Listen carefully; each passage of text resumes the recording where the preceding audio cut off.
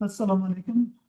Ushbu videodars Toshkent shahridagi Kimyo xalqaro universiteti talabalari uchun tayyorlangan videodarslar turkumidan bo'lib, asosan muhandislik yo'nalishlari talabalari uchun mo'ljallangan. Endi ma'ruzachi to'g'risida, ya'ni o'zim to'g'risida gapiradigan bo'lsam, meni ism-familiyam Ismoilov Odilbek Raimbayevich. Mashinasozlik texnologiyasi kafedrasi. Fanimiz Engineering Drawing 1 fani. Mashg'ulot turi ma'ruza darslari, ya'ni fanni nazariy qismi to'g'risida bu video darslarimiz. Endi savollar yoki murojaatlar uchun universitetimizni blogidagi 701-xonaga murojaat qilishingiz mumkin. Pastda mana elektron pochta manzilim ko'rsatilgan. Bu birinchi video darsimiz. Demak, mavzu texnik chizmalarni tuzish, me'yorlar va standartlar tushunchasi, GOST, ISO, ANSI, DIN standartlari to'g'risida gaplashamiz. Bundan tashqari chizmalarni tuzishga oid davlat standartlari, KXYT standartlari, ya'ni KXYT bu konstruktorlik hujjatlarining yagona tizimi standartlari to'g'risida. Mavzumizning rejasi demak, birinchi umumiy ma'lumotlar beramiz. Bunda demak chizma vositalari, asboblari, materiallari, chizmani rasmiylashtirish haqida ma'lumotlar bo'ladi. Ikkinchi reja bo'yicha me'yor va standartlar tushunchasi va GOST, ISO, ANSI, DIN, KXYT standartlar to'g'risida gaplashamiz. Uchinchi chizmalarni tuzishga oid davlat standartlari, formatlar, masshtablar. To'rtinchi chizma chiziqlari, beshinchi chizma shriftlari to'g'risida o'sha standartlar to'g'risida gaplashamiz. Demak, birinchi fanni o'zi to'g'risida gapiradigan bo'lsak, bu nima fan o'zi? Engineering Drawing fani. Demak, bu ushbu fan asosan geometrik shakllar tasvirlarini hosil qilish va uning nazariy asoslari va texnik chizmalarni tuzish va ularni o'qish elementlarini o'z ichiga oladi. Bu kursning asosiy maqsadi muhandislik va mutaxassislik fanlariga oid grafik axborotlarni tahlil qilish, konstruktorlik va texnik hujjatlarni o'qish, xalqaro va davlat standartlariga asoslangan holda chizmalarni tuzish bo'yicha yetarli bilim, malaka va ko'nikmalarni hosil qilishdir. Kurs davomida talabalar AutoCAD va SolidWorks CAD dasturlarini o'rganadi va texnik konstruktorlik hujjatlarini tuzishda ushbu dasturlardan foydalanish ko'nikmalariga ega bo'ladilar. Demak, bu yerda ikkita dastur asosan ko'zda tutilgan. Shu bilan birga talabalar mashina elementlarini ikki o'lchamli chizmalari asosida ularning fazoviy xususiyatlarini va o'zaro bog'liqliklarini tasavvur qilish, fazoviy konstruktiv geometrik tuzilishlarni mantiqiy tahlil qilish va umumlashtirish bilan bog'liq bo'lgan fikrlash qobiliyatlarini oshiradilar. Demak, asosiy fanni mazmun, mohiyati va maqsadi shundan iborat. Endi demak, reja bo'yicha chizma vositalari, asboblari birinchi reja bo'yicha edi. Demak, bu yerda chizma chizishda ishlatiladigan asosiy vosita va asboblar to'g'risida gaplashamiz. Mana bu yerda ko'rib turibsiz. Gatovalniya degan asboblar to'plami bo'ladi, bu bilsanglar. Demak, bu yerda hozir gatovalniyda to'plamida qanaqa asboblar bo'lishi mumkinligi bu yerda keltirilgan. Demak, sirkullar to'plami, o'lchagichlar, reys federlar va hokazo bu to'plamda mavjud. Asboblar mavjud. Mana bu yerda o'sha, demak, birinchi tepada ko'rayotganimiz biz ko'pincha ishlatadigan bu o'lchagich. Demak, ikki tomonda ham ignadan iborat. Ikkinchisi sirkul, uchinchisi ham sirkul, faqat bu kran sirkul deyiladi. Bu juda ham kichkina mikrometr yoki millimetr o'lchamdagi aylanalarni chizishga mo'ljallangan.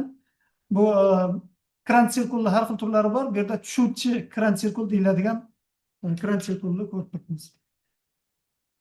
Bu yerda demak, mana chap tomonda oddiy sirkul, mikrometrik sirkul deyiladi bu. Kran sirkul, o'ng tomonda o'lchagich kran sirkuli ko'rsatilgan.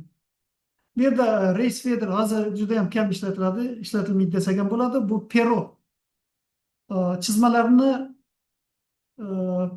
tush yordamida qalinlashtirishga mo'ljallangan pero, ya'ni reys feder deyiladi. Bu demak, ushlagichli reys feder bo'lishi mumkin, o'zi bilan ishlash uchun yoki sirkulga o'rnatiladigan reys feder ya'ni Peru asboblari ko'rsatilgan bu yerda slaydda. Bu yerda ham demak chap tomonda demak o'sha sirkulli qo'shimcha demak grifellari va ignalari solinadigan idish ko'rsatilgan. O'ng tomonda sentrik, ya'ni masalan bir qog'ozni o'zida bitta markazda juda ham ko'p aylanalar chizadigan bo'lsak, qog'ozni o'sha teshilgan joyi kengayib, yirtilib ketishi mumkin. Shuning uchun bu sentrik o'rnatilib, o'sha teshikka oldin bu o'rnatiladi va orqasidagi mana teshikka sirkulli ignasi qo'yib aylanalar cho'zishga mo'ljallangan qo'shimcha asbob bu. Sentrik deyiladi. Endi asosan biz chizmalarni chizishda ishlatadigan qalam. Demak, bu qalamni markirovkasi bor. Mana o'ng tomonda ko'rayotganimiz 2T, TM, M, 2M markirovkali qalamlarni uchratamiz ko'pincha. Demak, bu qalamni markirovkasi buni nimasini qattiqligini ko'rsatadi, grifellini qattiqligini. Demak, 2T bu juda ham qattiq qalam hisoblanadi. T degani tyordiy, ya'ni qattiq degan so'zdan olingan, qisqartma so'z. 2T juda ham qattiq, T qattiq, TM o'rtacha qattiqlikdagi, M yumshoq, 2M juda ham yumshoq qalamni bildiradi. Endi bu yerda hozir biz 5 xil markirovkadagi qalamni ko'ryapmiz. T, TM, kechirasiz, 2T, T, TM, M va 2M markirovkalardagi qalam. O'zi bu markirovkalar juda ham ko'p. Hozir bu yerda 5 xilni ko'rayotganimiz bilan. Endi bu markirovkalar Yevropa standarti bo'yicha markirovkasi M, ya'ni yumshoq, mягкий degan qalamga B to'g'ri keladi. B blackness. Ya'ni yumshoq qalam B bilan belgilanadi. T tyordiy degan so'zga to'g'ri keladigan bu H, ya'ni hardness. Bu qattiq degan so'zdan olingan. Demak, B yoki H so'zi ishlatilishi mumkin. Bundan tashqari F va HB harflar turkumi ishlatilishi mumkin. Endi bu qalamlar ham qattiqligiga qarab markirovkalangan. 9H, ya'ni aytib o'tganday 2T da tugamagan. Demak, bu markirovka bo'yicha 9H gacha boradi. Ya'ni 9 hardnessda 9 gacha. Bu juda ham qattiq qalam. Va 8H, 7H bu hammasi qattiq. Demak, 9H juda ham qattiq va yumshoq kelaveradi. Demak, 2H, H qattiq qalamning ichida o'rtachasi, F o'rtacha yumshoqlikda qalam va HB, B blackness, ya'ni B ga o'zgarishi bilan qalam yumshoq boradi. Demak, bu yerda ko'ryapmiz, B to'q rangda chizadi, H'lar ochiq rangda chizadigan qalamlar turini bildiradi. Demak, bu yerda markirovka T, M ishlatilishi mumkin. Bu Rossiya qalamlarining markirovkasi ya Yevropa markirovkasida bu H yoki B bo'lishi mumkin. Mana bu yerda o'sha qalamlardan ishlatib bo'yashda qanaqa to'qlikni olish mumkinligi ko'rsatilgan. Demak, bu yerda 6H dan boshlangan, 6H dan 8B gacha bo'lgan qalamlarni qattiqligi ko'rsatilgan. Bu yerda mana demak, yana ko'ryapmiz, B to'q qalam, H och qalamligini bildiradi. Endi bu yerda qalamni ochish usuli ko'rsatilgan. Demak, bu yerda qalamni chizmalarda ishlatiladigan qalamlarni ochayotganimizda qalamni ochiladigan qismining uzunligi 3 sm gacha ochilishi mumkin. Ya'ni 2,5-3 sm, 25-30 mm da ko'rsatilgan. Qalamni grifellini ochilgan qismi 1 sm gacha borishi mumkin va uchi o'tkir qilib ochilishi kerak. Bu chizmada ishlatiladigan oddiy qalamlarni ochish usuli.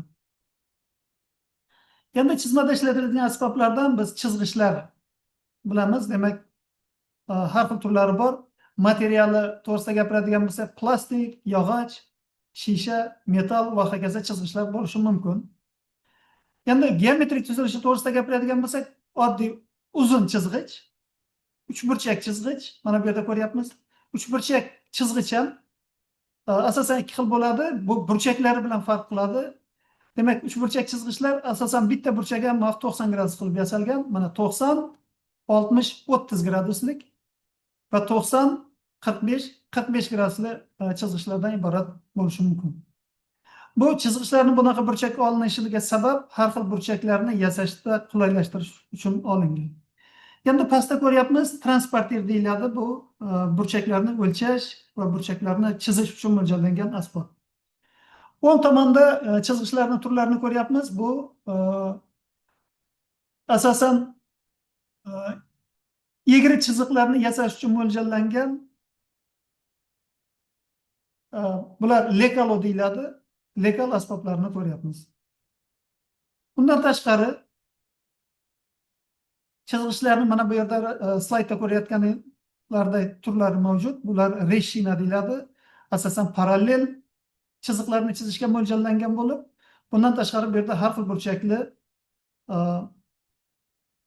chiziqlarni qo'yish, o'lchash imkoniyatini beradi.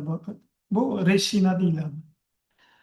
Bu asosiy birinchi reja bo'yicha chizma asboblari, vositalari to'g'risidagi slaydimiz, prezentatsiyamizni birinchi qismi. Shu bilan birinchi qismini tugatamiz.